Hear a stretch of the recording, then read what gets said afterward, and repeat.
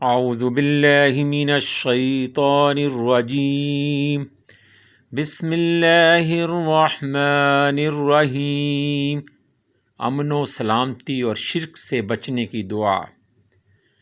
رب اجعل هذا البلد آمنا واجنبني وبني أن نعبد الأصنام رب اجعل هذا البلد آمنا واجنبني وبني أن نعبد الأصنام۔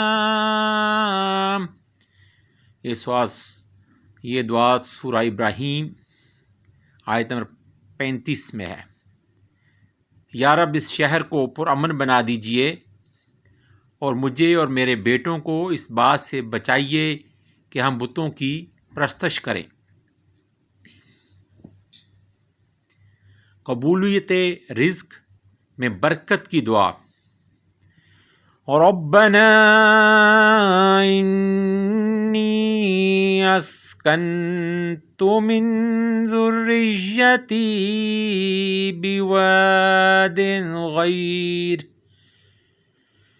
بواد غیر ذی زرع عند بیتک المحرم ربنا لیقیموا الصلاة فاجعل أفئدة من الناس تهوي إليهم وارزقهم من الثمرات لعلهم يشكرون۔ دعا دوبارہ سنیں۔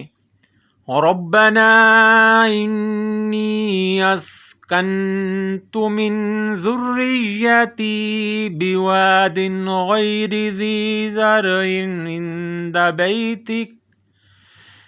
عند بیتک المحرم ربنا لیقیموا الصلاة فاجعل أفئدة من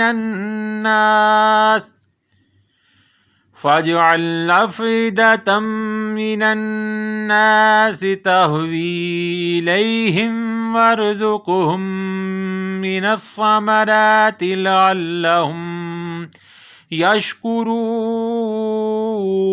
ترجمہ: اے ہمارے پروردگار، میں نے اپنی کچھ اولاد کو آپ کے حرمت والے گھر کے پاس ایک ایسی وادی میں لا بسایا ہے جس میں کوئی کھیتی نہیں ہوتی۔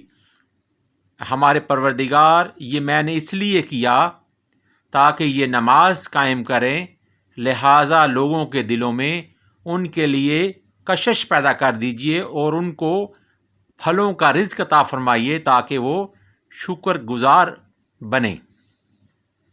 یہ دعا سورہ ابراہیم آیت نمبر 37 اور 38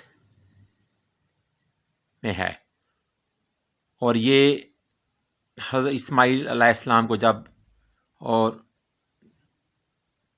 اماں ہاجرہ کو وہاں پہ چھوڑا گیا تو اس وقت یہ دعا حضرت ابراہیم علیہ السلام نے مانگی۔